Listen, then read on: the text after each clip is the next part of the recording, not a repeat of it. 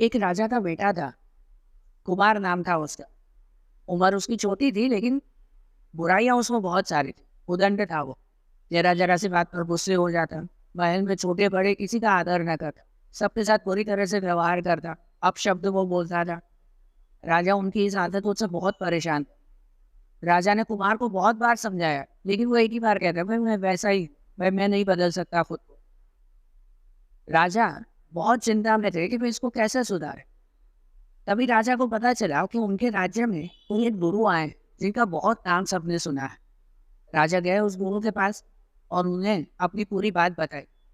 गुरु ने कहा, कोई बात नहीं, तुम अपने बेटे कुमार को जो है वो कुछ दिन मेरे यहाँ पर छोड़कर जाओ। अब कुमार की इच्छा तो थी नहीं वहां गुरु के पास जाने की, लेकिन राजा जबरदस्ती उसे गुरु के पास छोड़कर आए। और कुमार वहां पर भी अपनी आदतों से पास नहीं है। वो वहां पर गुरुकुल के बच्चों को परेशान करने लगा, गुरु को परेशान करने लगा। गुरु भी उसे काफी बार समझाते, उसे धीरज से समझाते, लेकिन वो नहीं समझता। वो एक ही बात कहता कि भाई मैं नहीं बदल सकता खुद तो, मैं ऐसा ही।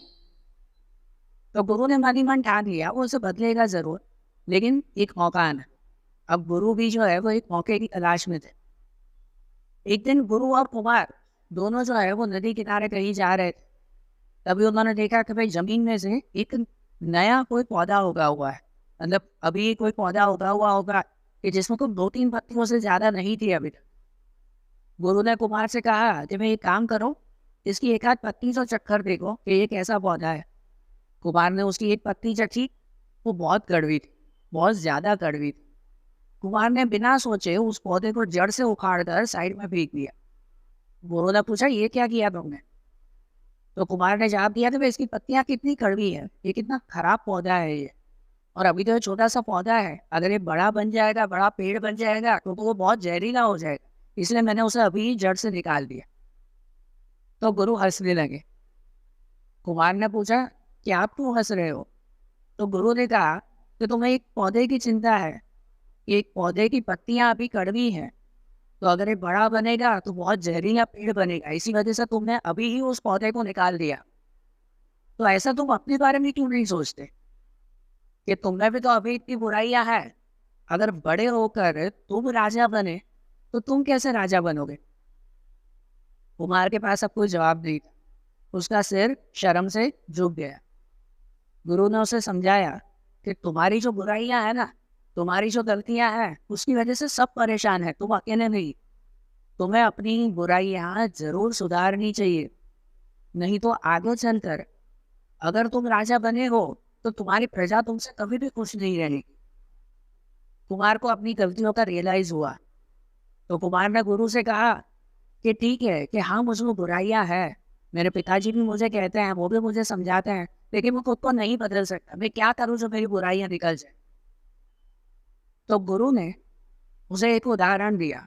उसे कहा कि देखो वहां पर एक घड़ा पड़ा हुआ, घड़ा मतलब एक पॉट पड़ा हुआ है वहां पर। गुरु ने कहा कि ये खाली घड़ा है, इस खाली घड़े के अंदर भी हवा है ना? हवा तो होती है ना?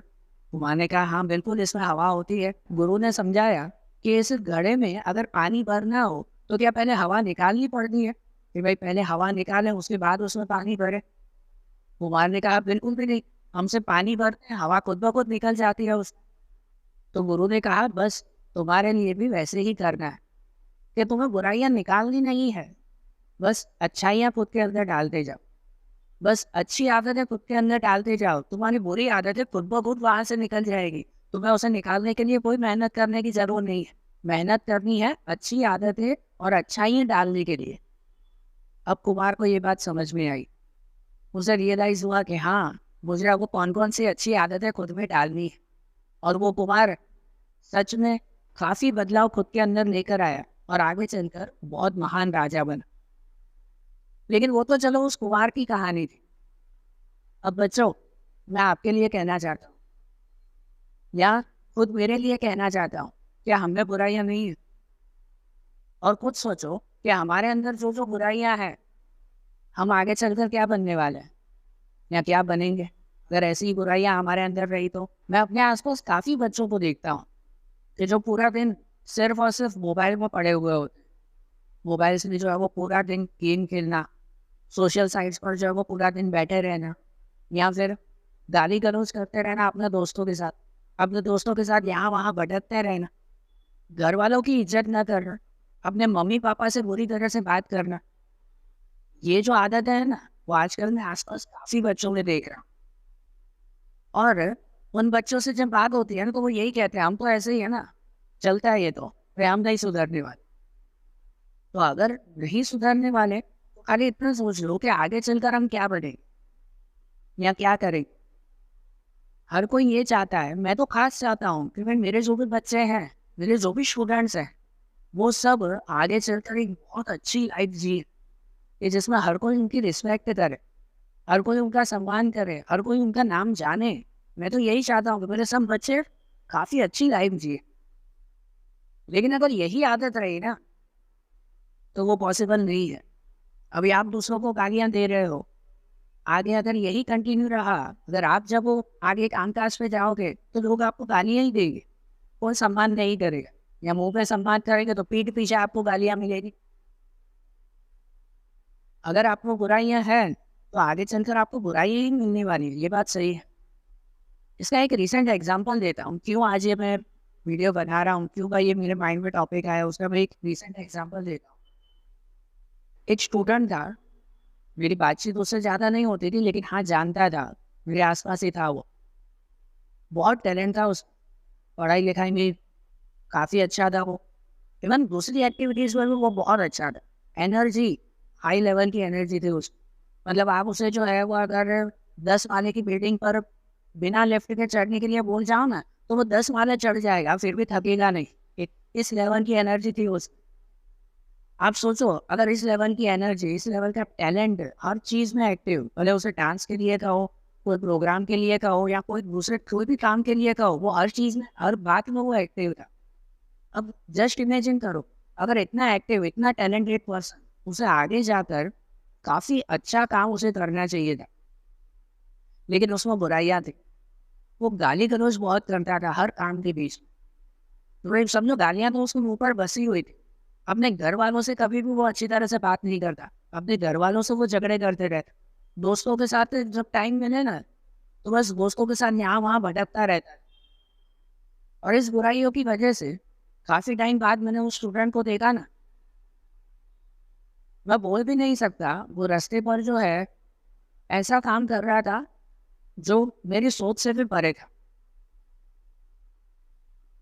कल परसों ही मुझे वो मिला कि सच में ऐसा काम मेरे माइंड में भी नहीं था कि इतना टैलेंटेड पर्सन होकर वो ऐसा काम करेगा। मैं तो वो काम भी नहीं बताऊं, लेकिन ऐसा काम, इतना टैलेंटेड पर्सन, उस टैलेंटेड पर्सन को तो एक अच्छी लेवल पर होना चाहिए था, लेकिन नहीं था। क्यों नहीं था पता है? सिर्फ इस बुराइयों की वजह से। या आप लोग कहोगे तो भाई तो कोरोना का टाइम चल रहा है, हर किसी की ऊपर नीचे जो है वो चल रहा है, ठीक है, ये सिचुएशन है।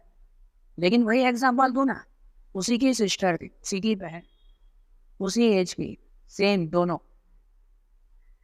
उसकी बहन भी उतनी टैलेंटेड, उतनी होशियार, हर चीज़ में, हर काम में, लेकिन उसमें ना ये कोई भी बुराइयां नहीं थी। वो हमेशा सबकी रिस्पेक्ट करती, हमेशा सबके साथ जो है वो सही तरह से बातचीत करती, कोई गाली गलौज नहीं। और इसी सिचुएशन में उसकी ही बहन एक अच्छी कंपनी में, इस कोरोना की सिचुएशन में अच्छी कंपनी में उसे एक जॉब मिली। तो आप सोचो, आपके सामने ही ये दो एग्जाम्पल है, मैंने खुद ये दो एग्जाम्पल देखे। आप खुद सोचो, अब आप लोगों को क्या करना है। ये पता नहीं चलता, वो जब सिचुएशन आती है ना, वो जब सिचुएशन आती है उस वक्त, तब हमें रियलाइज होता है कि यार हमने कितनी गलतियां कर। और बच्चों, मैं आप लोगों के लिए खास बोल रहा हूँ, अभी जो ये गलतियां है ना, या जो भी बुराइयां है ना आपके अंदर, चुन चुन के निकालो उसे। और कैसे निकालना है? बुराइयां मत निकालो, अच्छी आदतें डालो।